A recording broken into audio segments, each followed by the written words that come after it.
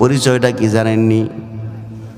হ্যাঁ জানেন সূরাতুল ফাতিহার মধ্যে আল্লাহ জানাই দিলেন মালিক ইয়াউমিদ্দিন, মালিক। তাহলে বোঝা গেল কিয়ামতের দিনের মালিক দুনিয়ার কোনো মালিক না, আল্লাহ। বিষয়টা কেমন? দুনিয়ার মানুষকে চলার জন্য আল্লাহ স্বাধীনতা দিলেন। এই জায়গার মধ্যে আপনি যা মনে চায় তা করবে, আল্লাহ বাধা দিবি না। কিন্তু কিয়ামতের ময়দান এত ভয়াবহ হবে, আল্লাহ বলে কখারিয়ত দিয়ে যখন আমি তাকাবো, ওই সময়ের ভিতরে কেউ আমার তাকে আমার স্বাধীনতা ছাড়া, আমি আল্লাহর দিক নাজাত ছাড়া, আমি আল্লাহর রহম ছাড়া কেউ পার হতে পারবে না। আমি আল্লাহ কাউকে সুযোগ দিব না ওই দিন পালানোর জন্য, কাউকে স্বাধীনতা দেব না। দুনিয়াতে স্বাধীনতা দিয়েছে চলাফেরা করার জন্য, কিন্তু কিয়ামতের ময়দানে আমি আল্লাহর স্বাধীনতা ছাড়া কারো স্বাধীনতা থাকবে না। জোরে কোন আল্লাহু আকবার। এই জন্য আল্লাহ সূরাতুল ফাতিহার মধ্যে মালিক ইয়াউমিদ্দিন বলে। পরের আয়াতে আল্লাহ বান্দা এবং দুনিয়ার মানুষের সাথে আল্লাহর সাথে কি সম্পর্ক বলে দিয়েছে। জোরে কোন আল্লাহু আকবার। মালিক ইয়াউমিদ্দিন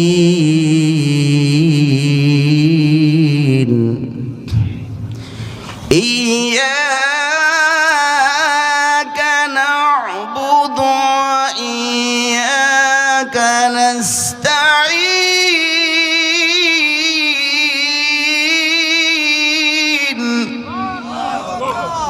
ইহদিনাস সিরাতাল মুস্তাকিম। আল্লাহ জানাই দিলে বান্দা ইয়াকা না'বুদু ওয়া ইয়াকা নাস্তাঈন, বান্দার এবং বান্দার মধ্যে আর আল্লাহর মধ্যে পরিচয় হলো। বান্দা বলতেছে আল্লাহ আমরা আপনার ইবাদত করি, আপনার গোলামি করি। ও দুনিয়ার জমিনের মানুষ নামাজের মধ্যে দাঁড়ায় বলো আমি আল্লাহর গোলামি করি, আল্লাহ তোমার গোলাম। কিন্তু নামাজ থেকে বের হয়ে যাওয়ার পর দলের নেতার গোলামি করি, নামাজ থেকে বের হয়ে যাওয়ার পর দলের চেয়ারম্যানের গোলামি করি, এমপির গোলামি করি, দলের এলাকার মোড়লের গোলামি করি। আসলে কিন্তু দুনিয়ার মানুষের গোলামি করা চলবে না। গোলামি হবে কার? আরো জোরে বলুন কার? আল্লাহর গোলামি যদি প্রকৃতভাবে করতে পারো, আল্লাহ জেনে বান্দা দুনিয়ার জমিনের মানুষ যদি আমার গোলামি সঠিকভাবে পালন করতে পারে, আমি আল্লাহ তার হয়ে যাই।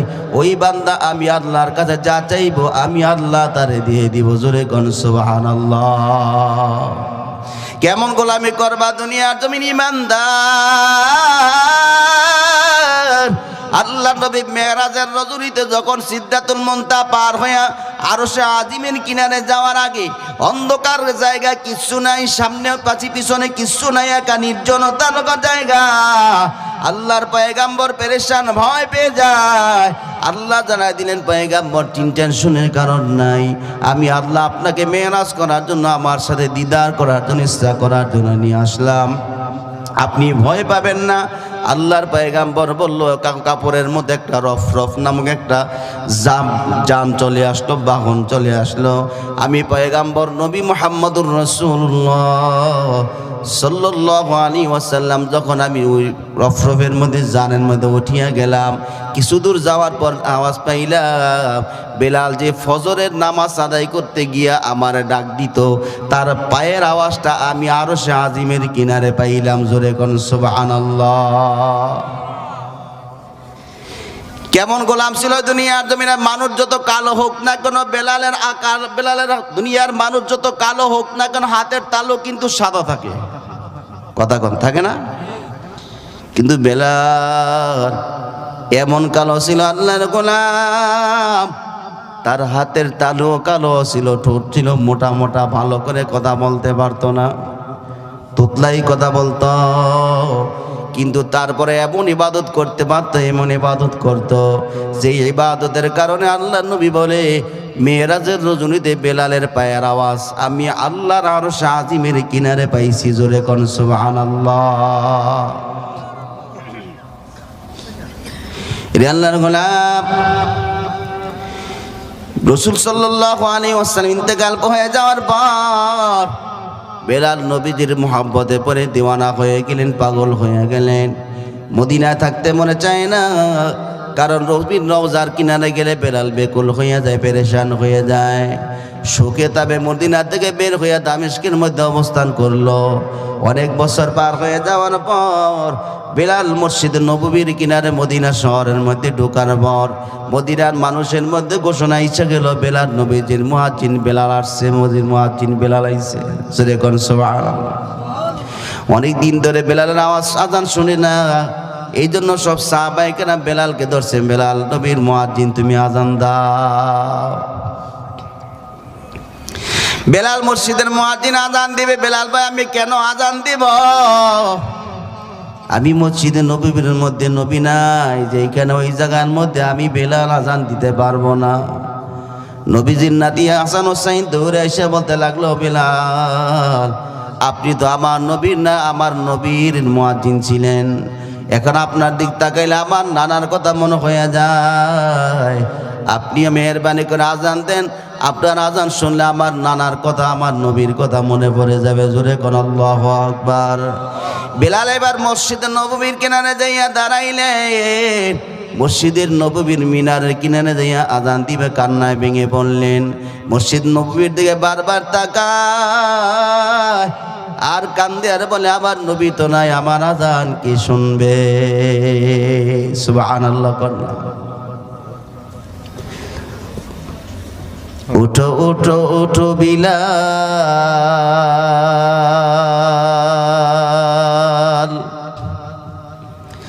সময় বইয়া যায়,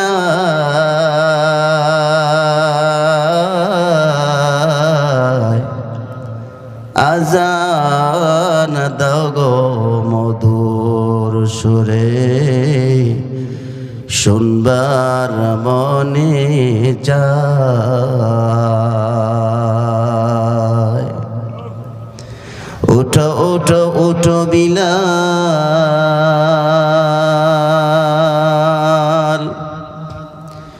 সময় বইয়া যায়,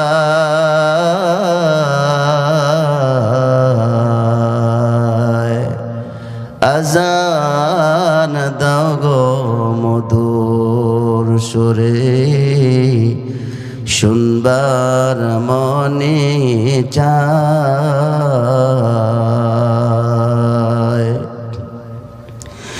বিলাল বলেন, আজান দিলে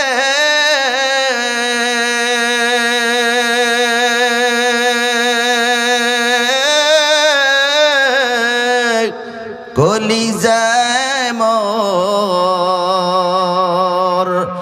আগুন জ্বলে। বিলাল বলে, আজান দিলে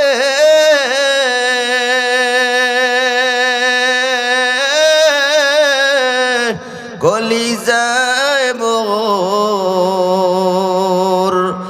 আগুন জ্বলে,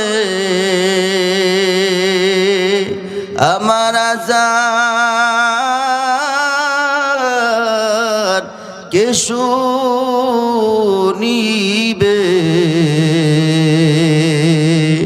নবী নাই রে দুনিয়া।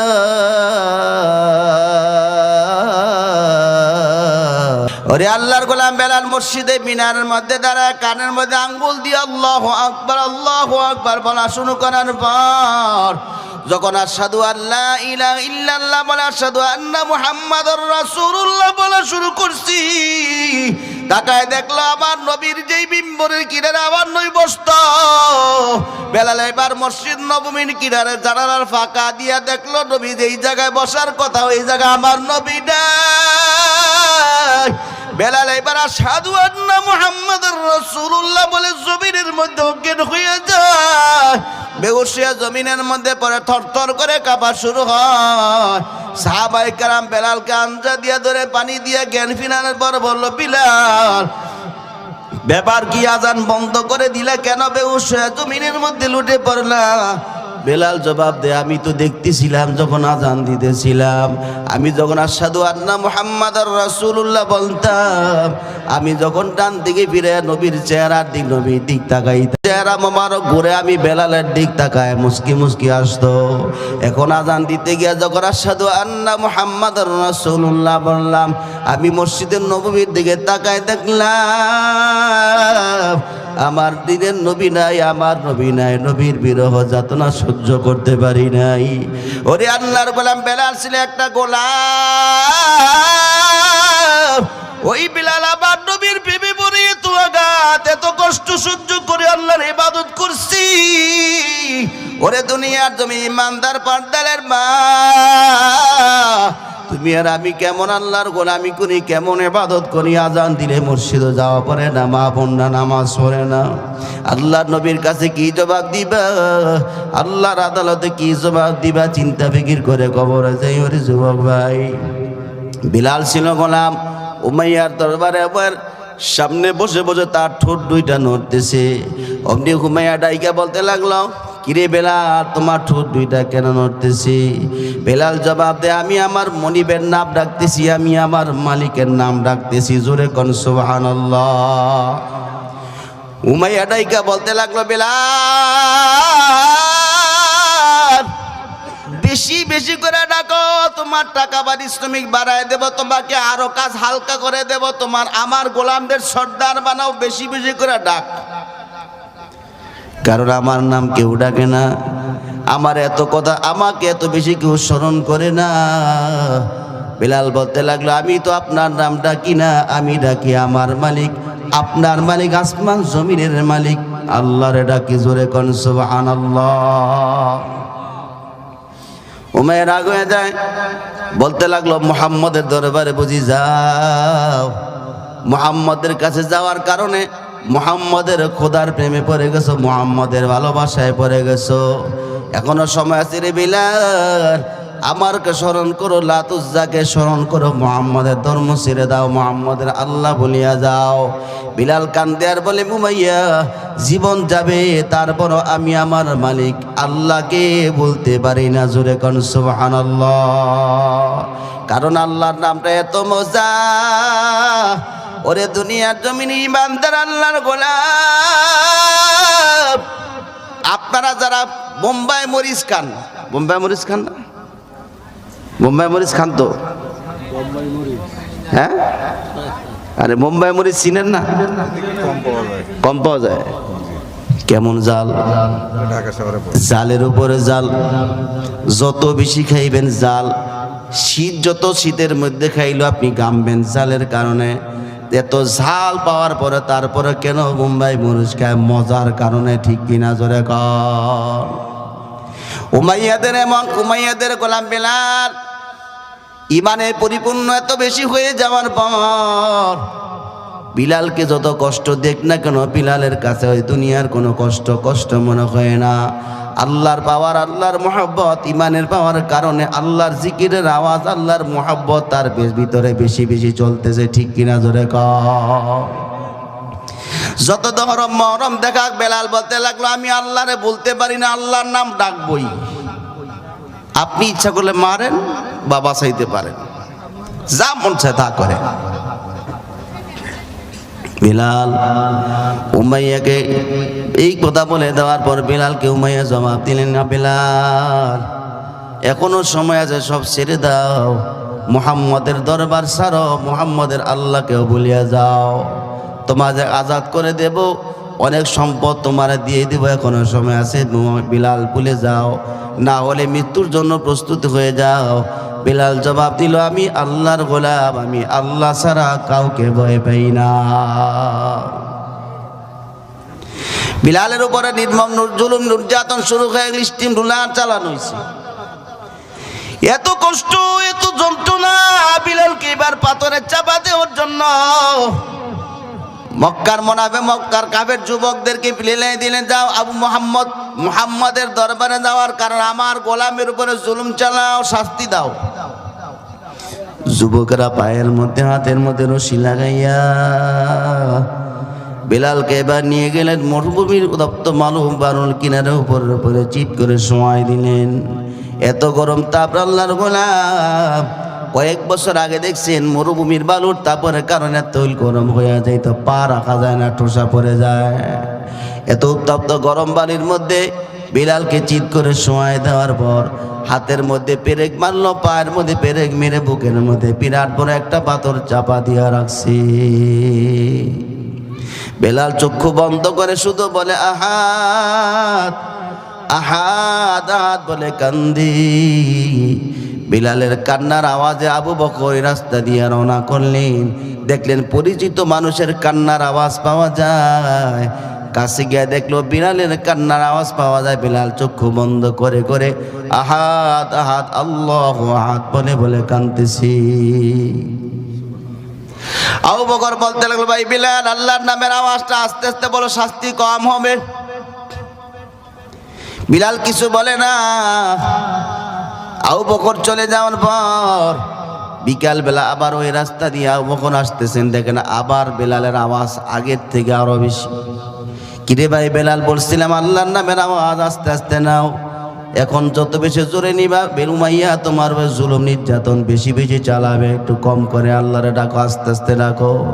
বিলাল বলতে লাগলো, ভাই আবু বকর, আমি যত জোরে আল্লাহরে ডাকি অত বেশি এই কষ্ট আমার সহ্য হবে, এই কষ্ট আমার শরীরের মধ্যে লাগে না। যত জোরে জোরে আমার মালিকের নাম আল্লাহর নাম ডাকি না কেন, অত বেশি আমার ওই কষ্ট কিছু শরীরের মধ্যে লাগি না। আমার মালিকের নাম আমার কাছে এত মজা, এত মজা। এখন বেলাল, তো আবু বকর, তুমি কেন আমার নিষেধ করো? আমার মালিকের নাম যতই ডাকি অতই আমার মনের মধ্যে, আমার শরীরের মধ্যে তেজ বেড়ে যায়, কষ্ট কষ্ট মনে হয় না। ওরে ভাই আবু বকর, আমার নবীরে জানাই দিও, আমি বিলাল যদি মারা যায় কিয়ামতের ময়দানে আমি বিলালকে না নিয়ে যেতে আল্লাহ নবী জান্নাতে না যায়। আমার এই দুঃসংবাদ আমার নবীরে জানাই দিবেন আর বলবেন, যদি আমি শহীদ হয়ে যাই, মারা যাই কিয়ামতের ময়দানে, আল্লাহ নবী যখন কোটি কোটি উম্মত নিয়ে জান্নাতের দিকে রওনা করবি, ওই ভাই আবু বকর আল্লাহর নবীরে জানাই দিবেন, আমি বিলালের কথা যাতে আল্লাহর নবী না বলে আমি বিলালকে নিয়ে যেতে আল্লাহর পয়গম্বর জান্নাতে নিয়ে যায়, আমার কথা যাতে না ভুলে যায়। আবু বকর কাঁদতে কাঁদতে আমার নবীর দরজার সামনে হাজির হয়ে কাঁদতেছে। আর আল্লাহর নবী বলে, কি জন্য কান্দো? আবু বকর বিলালের নির্যাতনের কথা জানাই দেওয়ার পর আল্লাহর নবী বলে, আবু বকর, আমার বিলালকে যে আজাদ করে দিবে সে জান্নাত কিনে নিবে। জোরে জোরে কোন সুবহানাল্লাহ। আবু বকর বলতে লাগলো, পয়গম্বর, আমি আমার যত সম্পদ টাকা পয়সা আছে তা দিয়ে ডাবল টাকা দিয়ে আমি বলে বিলালকে খরিদ করে আজাদ করব। আল্লাহর নবী বলে, বিলাল, আবু বকর, এরে আবু বকর, তোমার বলি আমি নবীকেও বাদ দিবে না, আমি আমার সামর্থ্য অনুযায়ী বিলালকে খরিদ করার জন্য যতটুকু পারবো আমি নবী অংশগ্রহণ করব। কিয়ামতের ময়দানে যাতে বলতে পারি, আল্লাহ, আপনার মাহবুব, আপনার পেয়ারা বান্দা বিলালকে খরিদ করতে গিয়ে আমি নবী অংশগ্রহণ করছিলাম। জোরে কোন সুবহানাল্লাহ। ওরে আল্লাহর গোলাম, আমার মুহাব্বতের বেলাল ছিল, এমন গোলাম ছিল আল্লাহর, যদিও কালো দেখতে, যদিও তোমার তুতলা হইতো, যদিও কালো হোক না কেন, কিন্তু আল্লাহর কাছে এত পেয়ারা ছিল। মসজিদের নববীর কিনারে সাহাবায়ে কেরাম জোড়া হয়ে বলতে লাগলেন, পয়গম্বর, অনেক সুন্দর, অনেক ধনী ধনী মানুষগুলো মুসলমান হয়ে, শিক্ষিত মানুষগুলো মুসলমান হয়ে গেছে। মসজিদের নববীর মধ্যে একজন দামি, একজন সুদর্শন, একজন ভালো কণ্ঠওয়ালা মুয়াজ্জিন দরকার, যে ভালো করে সুন্দর করে কথা বলতে পারবে, সুন্দর করে আজান দিতে পারবে, এমন একটা মুয়াজ্জিন দরকার। এই কথা বলার পর স্যার আল্লাহ রসুল চিন্তা করলেন, ঠিক আছে, তাহলে আজকে থেকে বেলালকে আজান বন্ধ করে দেওয়া হোক, ফজর থেকে নতুন মুয়াজ্জিন নিয়োগ করা হয়। বেলাল এবার মসজিদ নববীর কিনারে দাঁড়াইয়া খুঁটির মধ্যে ধরে ধরে কান্না শুরু করছে। মসজিদ নববীর কিনারে সুন্দর মুয়াজ্জিন, ভালো কণ্ঠলা মুয়াজ্জিন আজান শুনে মানুষ নামাজ পড়তে আসছে, কিন্তু সকাল হয় না। এবার বেলাল খুঁটির মধ্যে ধরে কাঁদছে আর বলে, আল্লাহ, ওরে আমার মালিক, আমি তো তোতলা আমি হই না, তুমি আমার তোতলা বানাইছো। আমি তো কালো হই না, তুমি আমার কালো কইরা বানাইছো। আল্লাহ, আমার জবানটা আমি নিয়ে আসি না, তুমি বানাইছো। দুনিয়ার মানুষগুলো আমার প্রতি এমন দেখায় না কেন? আমি তোতলা বলে কালো বলে মানুষগুলো আমার থেকে মুখ ফিরায় না। আল্লাহ, আপনি দেখেন বেলাল এবার মসজিদ নববীর কিনারের মধ্যে খুঁটির মধ্যে ধরে ধরে জোর জোর করে চোখের পানি ফালায়। এখন রাত বাড়তেছে কিন্তু সকাল আর হয় না। আল্লাহ নবী পেরেশান, সাহাবায়ে কেরাম পেরেশান। অমনি জিবরাইল আইসা বলতে লাগলো, পয়গম্বর, আজকে কি মসজিদ নববীতে ফজরে আজান হয় নাই? আল্লাহ নবী বলে, একটা আগের থেকে সুন্দর কণ্ঠে দিয়ে আজান দেওয়া হয়েছে, কেন আজান দেওয়া হবে না? আল্লাহ নবীর জবাব, জিবরাইল জবাব দেয়, পয়গম্বর, যদিও সুন্দর মুয়াজ্জিন, ভালো কণ্ঠওয়ালা মুয়াজ্জিন দিয়ে আজান দেওয়াইছেন, এই আজানের আওয়াজ আরশে আজিমে যায় নাই। বেলাল আজান না দেওয়া পর্যন্ত, বেলাল যখন আজান দিত ফজরের আজান, ওই আজান ফজরের আজানটা আল্লাহর আরশে আজিমের কিনারে গিয়া পৌঁছতো। জোরে জোরে কোন সুবহানাল্লাহ। ওরে আল্লাহর গোলাম, বেলাল আজান দেওয়ার জন্য প্রস্তুতি গ্রহণ করে বেলাল আজান দিলেন। সকাল হয়ে যাওয়া গেলেন। ওরে আল্লাহর গোলাম, কালো দেখে কি হইছে? আল্লাহর গোলাম, এত সুন্দর, এত যদিও কালো হোক না কেন, যত তোতলা হোক না কেন, তারপর ইবাদত করতে করতে আল্লাহর মাহবুব বান্দা হয়ে গেল। এরে আল্লাহর দুনিয়ার জমি ইমানদার আল্লাহর গোলাম, তুমি আর আমি আল্লাহর কেমন গোলাম হইলাম, আল্লাহর কেমন মাহবুব পেয়ারা বান্দা হইতে পারি নাই, কেমন গোলামি করি। আল্লাহর গোলামি যদি না করে দুনিয়ার মানুষের জন্য তো পাগল হয়ে গেল, দুনিয়ার ধন সম্পদের মোহাব্বতের পাগল হয়ে আল্লাহর গোলামির কথা ভুলে গেছ। আল্লাহর কসম দিয়া বলি, কেউ তোমার সঙ্গের সাথী হবে না, ঠিক কিনা জোরে কন।